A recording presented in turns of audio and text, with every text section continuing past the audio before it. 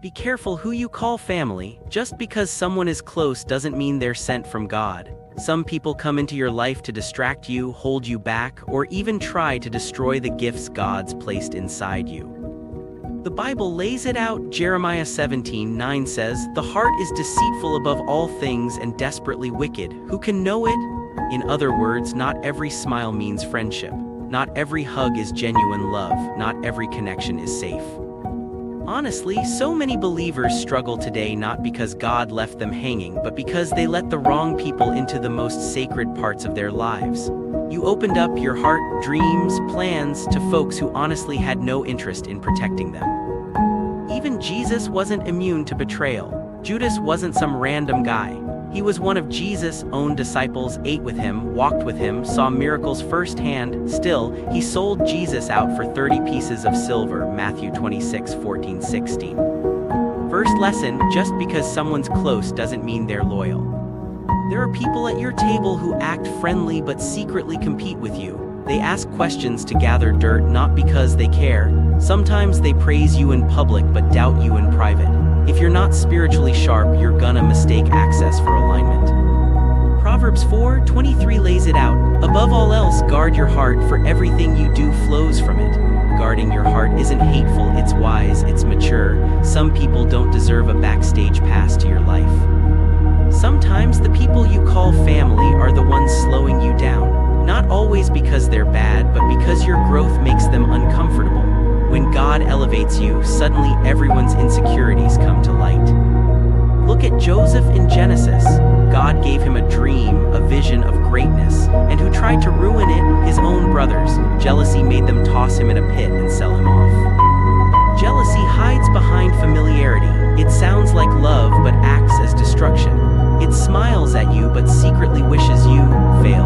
If you're not careful, you'll keep pouring out your dreams to people quietly rooting for your downfall. That's where spiritual discernment comes in.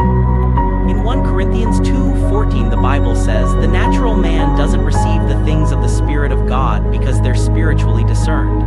Some things you can't see with your eyes, you feel them in your spirit. Discomfort, tension, resistance, negativity when you share good news, these aren't random, they're warnings. These days, young people jump into relationships or deep friendships without really thinking. They say, "It's just love," or "It's just a relationship," not realizing every connection influences them spiritually and emotionally. 1 Corinthians 15:33 warns, "Bad company corrupts good character." That's not just about behavior, it's about influence. The people you let close can shape your decisions, your mindset, even your spiritual direction. Some of your battles didn't start with you, they walked in the door with someone else. You trusted them, you got vulnerable, and before you knew it, your peace slipped away, your focus evaporated, your spiritual fire cooled. You're left asking, "What happened to me?" Sometimes nothing's wrong, you just let the wrong people get too close. Even Samson lost his strength not in battle but because he trusted Delilah. She learned his secret and used it against him. That's your second lesson. Intimacy without discernment leads to vulnerability. Not everyone deserves to know your weaknesses or your secrets. Some are there to observe, not to build. They study your habits, your patterns, your triggers, and use that information when it suits them. Ephesians 6:12 reminds us, "For we wrestle not against flesh and blood but against principalities, against powers." Sometimes, people close to you are being used as vessels for a bigger, unseen battle. This isn't about paranoia, it's about awareness. God doesn't want you to hate people, He wants you to be wise. He wants you to know who to trust, who to love from a distance, and who you need to keep out entirely. Even Jesus didn't let everyone in on everything. Among the 12 disciples, Peter, James, and John were His inner circle, and even then, He still handled some things alone. Lesson 3: Not everyone gets equal access. Stop broadcasting your plans to everybody. Stop explaining your next move to people who haven't shown they're loyal. Stop craving validation from folks secretly competing against you. Some things God gives you are just for you. Ecclesiastes 3:7 says, "There's a time to keep silence and a time to speak. Knowing when to talk and when to keep quiet, that's wisdom." Privacy is protection. Some blessings need to stay private until they're ready. Too many people involved too early will mess things up.